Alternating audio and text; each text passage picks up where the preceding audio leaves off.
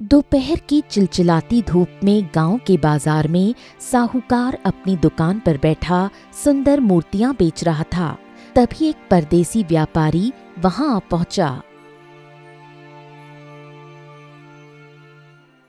आहा, साहूकार, ये नक्काशी तो बड़ी अद्भुत है। वाह वाह वाह वाह वाह, ऐसी जानदार मूर्तियां मैंने आज तक किसी राज्य में नहीं देखी। क्या बात है, मैं इन्हें खरीदना चाहता हूँ। जरूर साहब, जरूर जरूर। ये हमारे गांव की सबसे बेहतरीन मूर्तिकार की मेहनत का नतीजा है। इसको मैं तुम्हें 10 स्वर्ण मुद्राओं के बदले में दे दूंगा। वाह, क्या बात है। एक साहूकार होने के साथ तुम इतने बड़े कलाकार भी हो। वाह वाह वाह वाह। देखो साहूकार, मैं व्यापार के सिलसिले में निकला हूँ और मेरा सफर अभी बहुत लंबा है। नगद स्वर्ण मुद्राएं अभी मेरे पास कम है, लेकिन मेरे पास एक ऐसी चीज है जो इन मुद्राओं से कहीं ज्यादा कीमती है। व्यापारी एक पिंजरा उतार कर लाया। ये देखो, ये दुर्लभ तोता। इसे मैंने एक शिकारी से भारी कीमत पर खरीदा था। ये नायाब परिंदा है। तुम ये मूर्ति मुझे दे दो और बदले में ये बेशकीमती तोता रख लो। ये तुम्हारे घर की रौनक बढ़ा देगा। लो। वाह वाह वाह वाह वाह, वाकई तोता तो बहुत सुंदर है। ठीक है, मुझे ये सौदा मंजूर है। लाओ।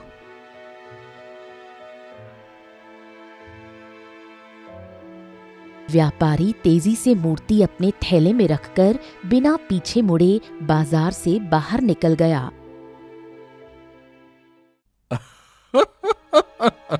शुक्र है, जान बची तो लाखों पाए। जब से ये मनहूस परिंदा मेरे पास आया था, मेरे साथ बस अनहोनी ही अनहोनी हो रही थी। कभी घोड़ा बीमार होता तो कभी माल लदा छकड़ा छूट जाता। अब जो होगा उस ससुरे साहूकार के साथ होगा। मैं तो अपनी बला दूसरे के गले मढ़ दी। मैं तो चला डा डा डा डा डा डा डा डा। इधर साहूकार वो पिंजरा लेकर सीधे माधव के घर पहुंचा। माधव अपनी अगली मूर्ति के लिए पत्थर तैयार कर रहा था। देख माधव, आज बाजार में तेरी मूर्तियों का कोई खरीदार तो मिला नहीं। बड़ी मुश्किल से एक व्यापारी मिला जिसने ये तोता थमा दिया। हाँ, आज की मेहनत के बदले तुझे यही मिलेगा। ये ले, लेना हो तो ले ले, वरना हाथ खाली समझ। क्या करें? अरे पर आज तक तो कभी ऐसा नहीं हुआ साहूकार जी की मेरी मूर्तियां बिकी ही ना हो। अब अगर आज पैसे ना मिले तो कल का राशन और नया पत्थर कहाँ से आएगा? मेरा गुजारा कैसे होगा, ये भी तो सोचिए। ज्यादा फालतू की बहस मत कर माधव। ये तोता रखना हो तो रख, नहीं तो चुपचाप काम पे लग जा। कहाँ से आएगा राशन, जैसे मैंने ठेका ले रखा है तेरे राशन का। ले, बात करता है।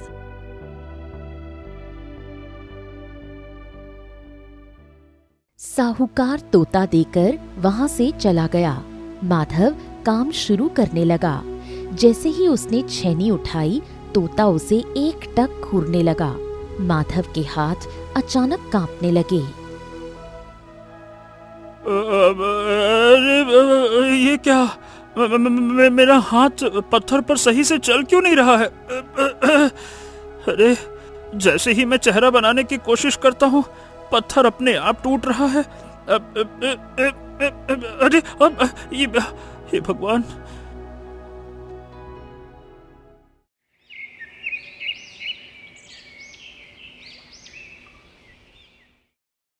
अगले कुछ दिनों तक माधव की हर मूर्ति बदसूरत बनने लगी।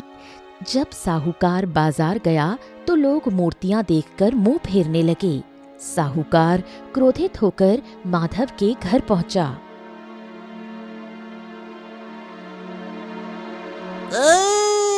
धत तेरे की धत, ये क्या बनाया है? लगता है कि तेरा हुनर खत्म हो गया है माधव। तेरी ये भद्दी भद्दी बेकार बदसूरत मूर्तियां, अरे कोई कौड़ियों के दाम भी नहीं लेगा, मुफ्त में भी नहीं लेगा। ये सब तो मुफ्त में महंगे हैं। आज से मुझे तेरी कोई मूर्तियां नहीं चाहिए। रख अपने पास। नहीं तो बात करता है। इतना कहकर साहूकार वहां से चला गया।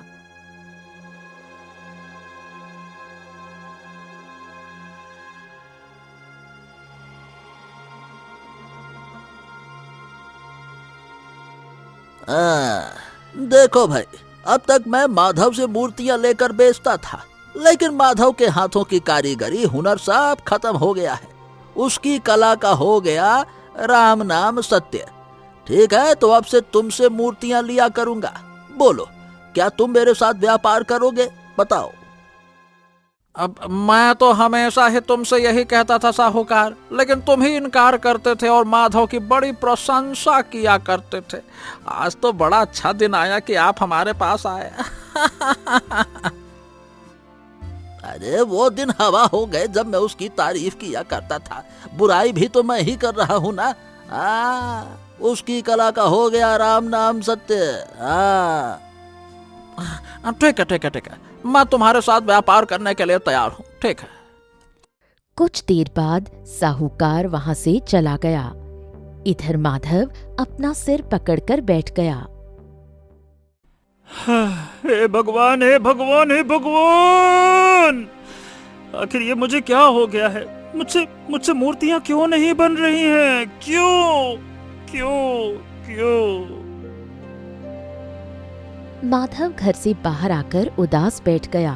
कुछ देर बाद उसका पड़ोसी रामलाल वहां से गुजरा।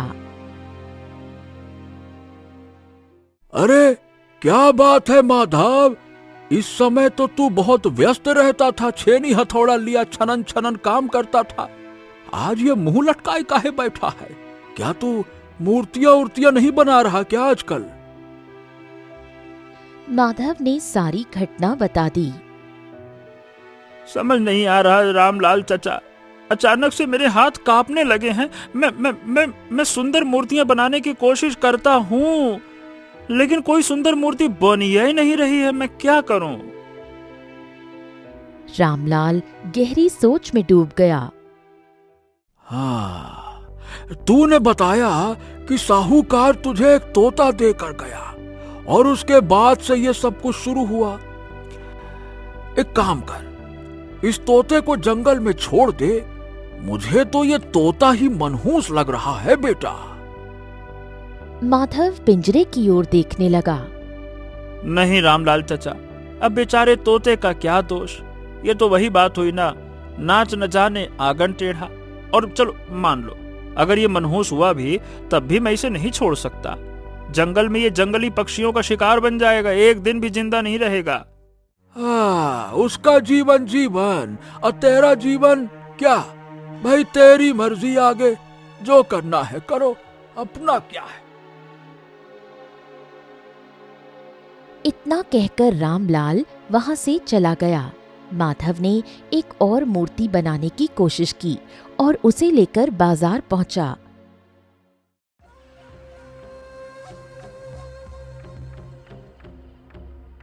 जैसे ही दूसरे मूर्तिकार ने उसकी मूर्ति देखी, वो हंसने लगा। अरे माधव,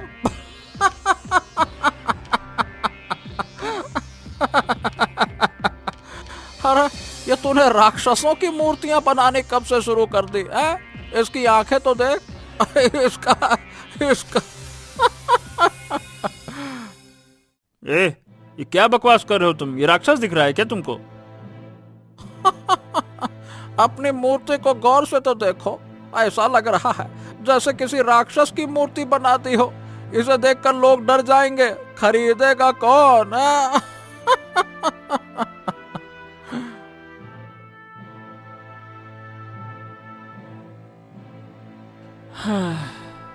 समय का खेल है। यही लोग मेरी मूर्तियां देखकर प्रशंसा किए बिना नहीं रहते थे, और आज यही मेरा मजाक उड़ा रहे हैं। समय ऐसे ही बीतने लगा। उसके बाद जब भी माधव मूर्ति बनाता, उसकी मूर्तियां खराब बनती और बाजार में कोई भी उन्हें नहीं खरीदता। धीरे धीरे माधव की आर्थिक स्थिति बहुत खराब हो गई। एक दिन माधव अपनी रसोई में गया तो उसने देखा कि अनाज ना के बराबर बचा था। अरे रे, आज तो मूर्तियां बेचना जरूरी हो गया है। घर में अनाज भी खत्म हो गया है। कभी कभी तो मुझे लगता है कि रामलाल चाचा सही कह रहे थे। मुझे इस तोते को जंगल में ही छोड़ देना चाहिए था। ये तोता ही मनहूस लग रहा है, लेकिन क्या करूं? मेरा मन भी तो ऐसा नहीं है कि मैं इसे ऐसे ही छोड़ दूं। चलो बनाता हूं। इतना कहकर माधव फिर से मूर्ति बनाने लगा। इधर दूसरी ओर राज्य के राजा विक्रम अपने सिंहासन पर बैठे थे। मंत्री जी, हम चाहते हैं कि एक सुंदर मूर्ति बनवाई जाए हमारी, और उसे महल में स्थापित किया जाए ताकि लोग हमें हमेशा हमेशा सदियों तक याद रखें। क्या कहते हैं? तो चिंता क्यों करते हैं महाराज जी? मैं अभी एक कुशल मूर्तिकार को बुलवाता हूँ जो बिल्कुल आपके जैसी हूबहू मूर्ति बनाकर तैयार कर देगा।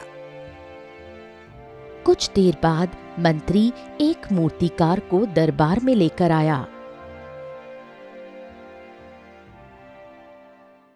महाराज, यह बहुत ही कुशल मूर्तिकार है। इसकी कला बहुत अद्भुत है। यह आपकी मूर्ति हूबहू आपके जैसी बनाकर तैयार कर देगा। तो फिर ठीक है, हम बगीचे में अपनी मूर्ति बनवाएंगे। चलो। कुछ देर बाद राजा विक्रम महल के बगीचे में बैठ गया और मूर्तिकार उनकी मूर्ति बनाने लगा। कुछ समय बाद मूर्ति बनकर तैयार हो गई। राजा विक्रम मूर्ति के पास आया और उसे ध्यान से देखने लगा। क्यों, ये तुमने किसकी मूर्ति बनाई है? महाराज, आप ही की मूर्ति बनाई है। धत तेरे की, ये मेरी शक्ल देखो और इसकी शक्ल देखो। मेरी शक्ल क्या तुम्हें ऐसी दिखती है? तुमने इतनी घटिया और बेकार मूर्ति बनाकर हमारा अपमान किया है। अपमान! तुम्हें तो हम कारागार में बंद कर देंगे, नालायक कहीं के। महाराज महाराज महाराज, शांति शांति। आप चाहें तो आपके लिए दूसरी मूर्ति बनवा देते हैं। कौन सी बड़ी बात है? सब जानते हैं कि हम किसी को दूसरा मौका नहीं देते हैं मंत्री। मूर्तिकार चौंक गया। इतना कहकर राजा विक्रम ने सैनिकों को आदेश दिया। सैनिकों, इसे ले जाओ और कारागार में बंद कर दो। ले जाओ इसे।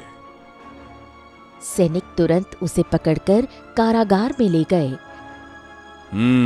मंत्री, तुम तो कह रहे थे कि ये बहुत ही कुशल मूर्तिकार है, हैं? महाराज, इसकी कला की प्रशंसा तो दूसरे राज्यों में भी होती है। ये हमारे ही राज्य का बेहतरीन मूर्तिकार था। मैं ये सुनकर राजा विक्रम क्रोधित हो गया। अच्छा, तो इसका मतलब ये हुआ कि हमारे राज्य के सभी बेहतरीन मूर्तिकार इतने ही वाहियात होते हैं? हम आदेश देते हैं कि हमारे राज्य के जितने भी अच्छे मूर्तिकार हैं, उन सबको बंदी बना लिया जाए। जाओ। मंत्री ये सुनकर चौंक गया, लेकिन राजा के आदेश के आगे वो कुछ नहीं कर सका। कुछ देर बाद मंत्री वहां से चला गया।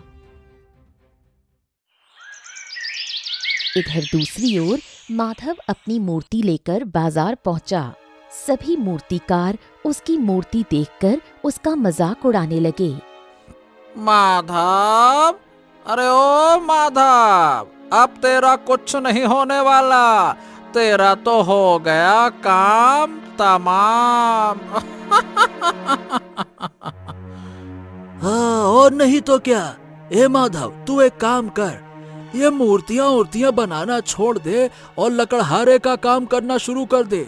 जंगल से लकड़ियां काट और बेच। हाँ। माधव उनकी बातें सुनकर चुप रहा। तभी कुछ ही देर में सैनिक वहां पहुंच गए।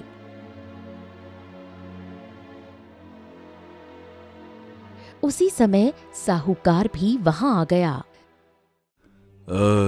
मुझे ये बताओ कि तुम सब में सबसे कुशल मूर्तिकार कौन है?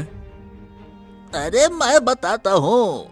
मैं जिससे मूर्तियां लेता हूँ वही सबसे कुशल मूर्तिकार है, और मैं सच कहूं तो माधव को छोड़कर यहाँ सभी अच्छे मूर्तिकार हैं, एकदम कुशल। कौन है माधव? साहूकार ने माधव की ओर इशारा किया। ये रहा माधव, देखो इसने कितनी घटिया मूर्ति बनाई हुई है, देखो।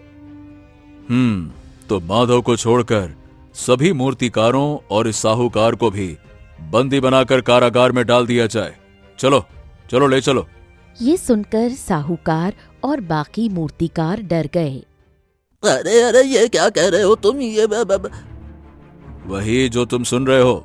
राजा का आदेश है कि सभी अच्छे मूर्तिकारों को कारागार में बंद कर दिया जाए जब तक राजा का गुस्सा ठंडा नहीं हो जाता। और राजा का गुस्सा ठंडा कब होगा ये कोई नहीं जानता। 10 साल बाद या 50 साल बाद। चलो। सैनिक सभी कुशल मूर्तिकारों को साहूकार सहित बंदी बनाकर ले गए। माधव बच गया।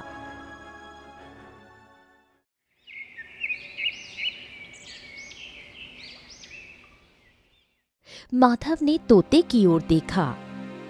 वाह तोते वाह, तू तो बड़ा भाग्यशाली साबित हुआ। अगर मैं आज अच्छी मूर्ति बनाता होता तो शायद मैं भी कारागार में होता।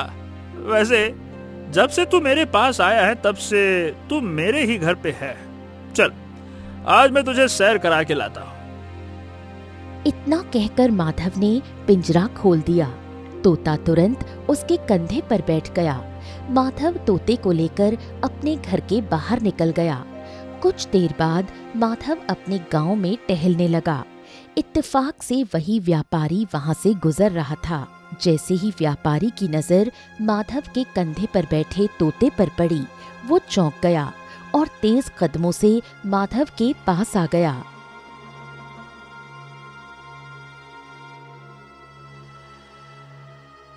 हैं? अरे यही तो वो तोता है जिसे मैंने एक साहूकार को बेचा था। जी जी, ये वही तोता है साहूकार ने मुझे दिया था, क्योंकि जो मूर्ति तुम लेकर गए थे ना वो मेरी बनाई हुई थी।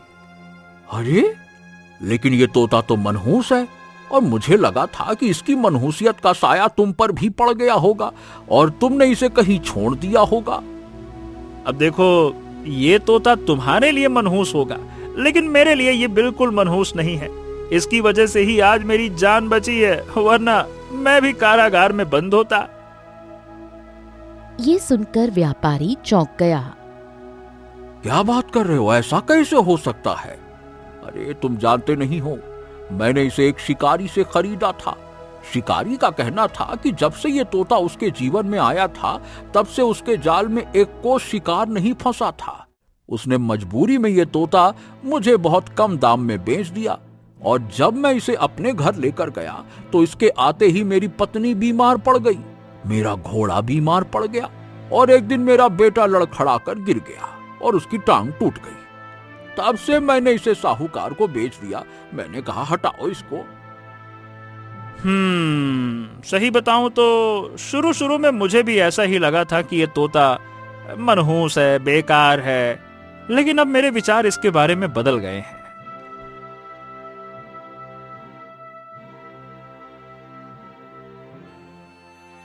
कुछ देर बाद माधव अपने घर पहुंचा।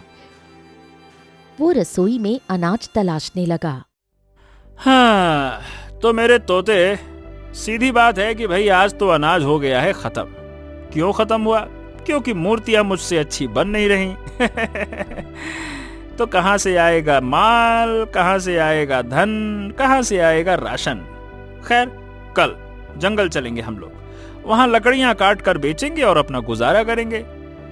लेकिन आज तो दोस्त भूखे ही सोना पड़ेगा।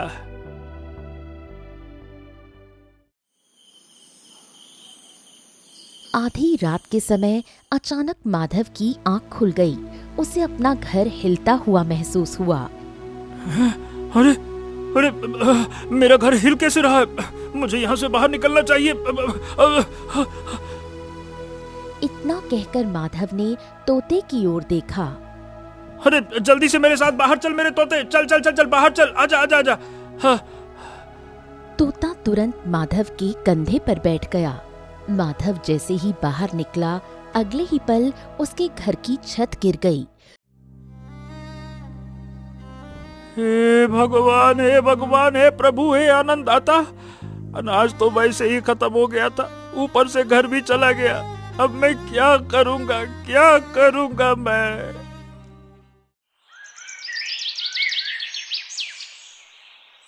कुछ ही देर में पड़ोस के लोग वहां इकट्ठा हो गए। रामलाल वहां आया। अरे माधव, क्यों रे, ये तेरे घर की छत अचानक से गिर कैसे गई?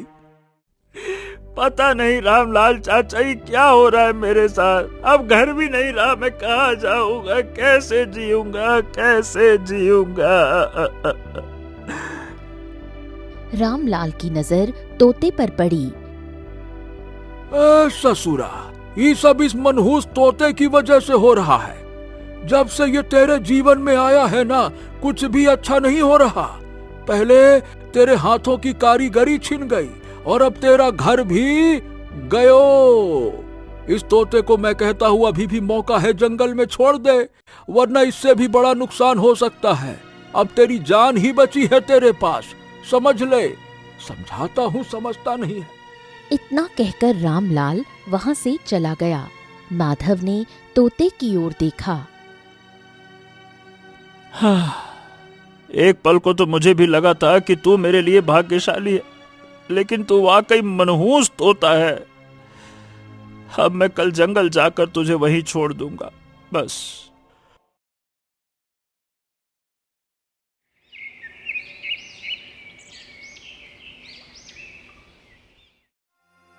अगले दिन माधव तोते को लेकर जंगल चला गया। तभी अचानक पूरे जंगल में शेर की दहाड़ गूंज उठी। हैं? हे भगवान, यहाँ तो कोई शेर लगता है। अरे बाप रे बाप! माधव डर गया। तोते, वाकई में तेरी मनहूसियत का साया अब मेरे जीवन पर पड़ना शुरू हो गया है। लगता है शेर ही मुझे खा जाएगा। अगले ही पल झाड़ियों से उछलकर एक शेर माधव के सामने आ खड़ा हुआ। माधव डरकर जंगल की अनजान दिशा में दौड़ने लगा। शेर उसके पीछे दौड़ने लगा। दौड़ते दौड़ते माधव एक गुफा के पास गिर पड़ा। माधव हांफने लगा।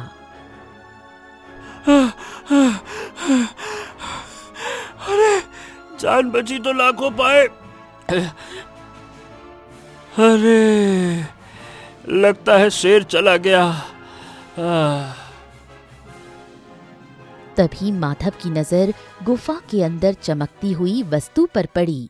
हैं? इस गुफा के अंदर क्या है? माधव गुफा के अंदर गया। गुफा के अंदर बहुत सारा सोना और चांदी रखा था। वो देखकर माधव हैरान रह गया। अरे, हे भगवान, हे भगवान, ये तो कोई खजाना लगता है। अरे, मैं तो धनवान हो गया। अरे, मैं तो धनवान हो गया। माधव ने तोते की ओर देखा। हाँ, मेरे तोते, मुझे क्षमा करना। तू मेरे लिए मनहूस नहीं, भाग्यशाली साबित हुआ, भाग्यशाली। वाह! माधव वो सारा सोना चांदी लेकर अपने गांव लौट आया। कुछ ही दिनों में उसने गांव में नया घर बनवा लिया और ऐशो आराम से रहने लगा। माधव की अचानक तरक्की देखकर गांव का सुखदेव नाम का व्यक्ति चौंक गया। सुखदेव अपनी पत्नी के पास बैठकर माधव की अचानक हुई तरक्की के बारे में बोला। अरे, मुझे समझ नहीं आता, ये माधव के पास अचानक से इतना धन कहाँ से आ गया? उसने अपनी हवेली तो साहूकार से भी अच्छी बनवा ली है और कोई काम भी नहीं करता है, फिर भी ऐशो आराम से रह रहा है। ये सुनकर सुखदेव की पत्नी क्रोधित हो गई। तुम तो राजमहल में काम करते हो, जाओ जाकर राजा से शिकायत क्यों नहीं करते? मैं भी यही सोच रहा था।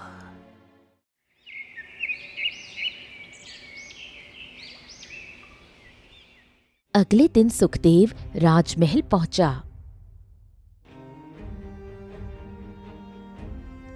महाराज, हमारे गांव में एक मूर्तिकार था जो पूरी तरह से बर्बाद हो चुका था, लेकिन अचानक से उसके पास न जाने कहां से इतना धन आ गया कि वो बहुत धनवान बन चुका है। ये सुनकर राजा विक्रम चौंक गया।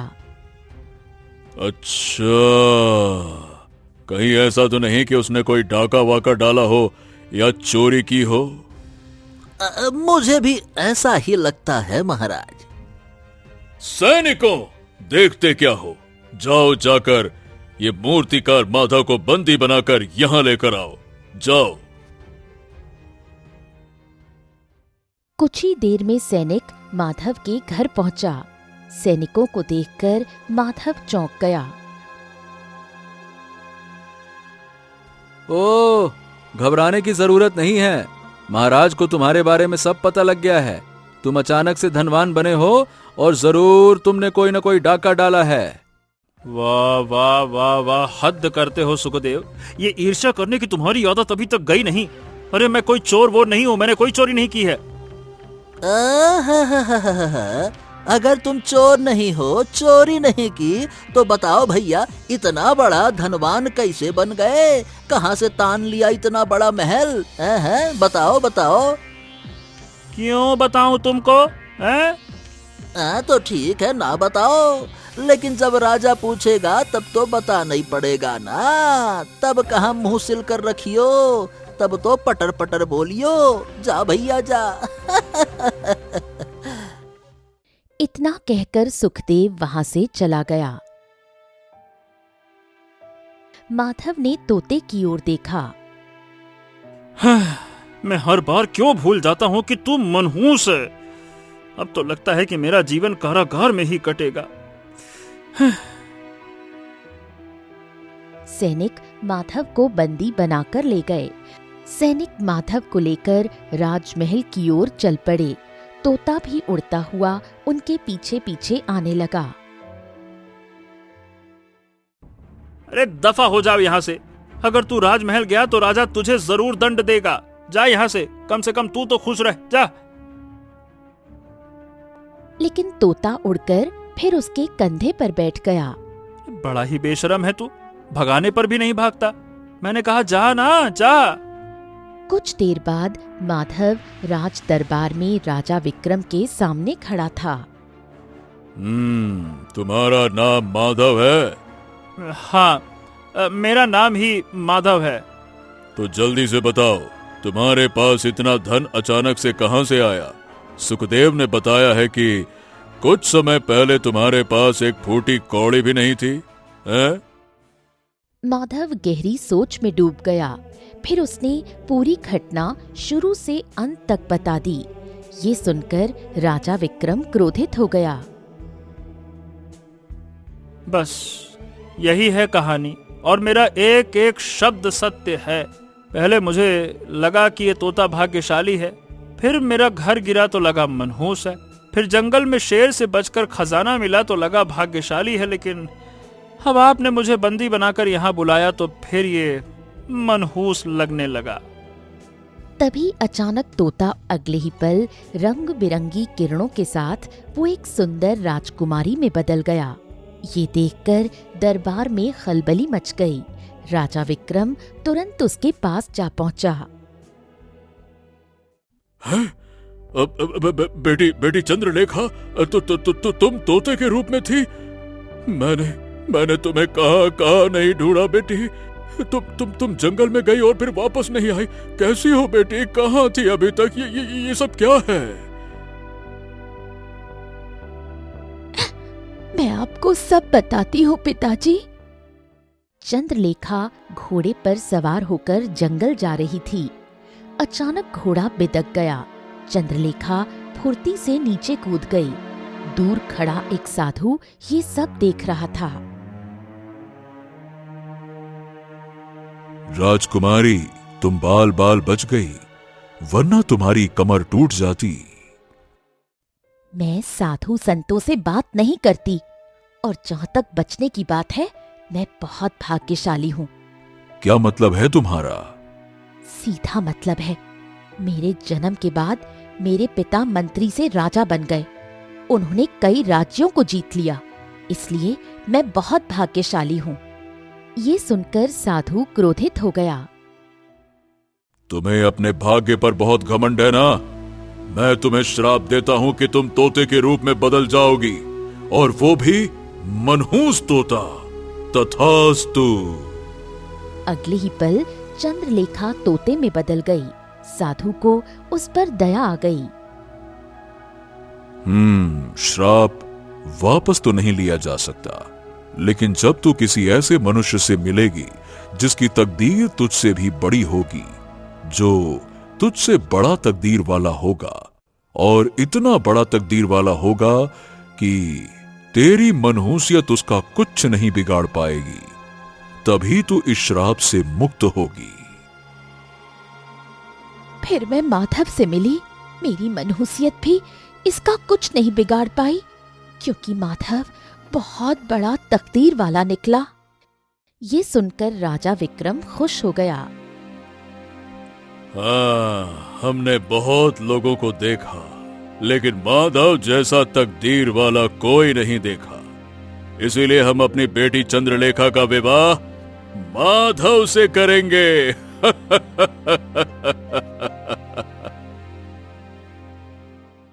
कुछ ही दिनों में माधव और चंद्रलेखा का विवाह संपन्न हुआ। राजा विक्रम ने माधव को अगला राजा घोषित कर दिया।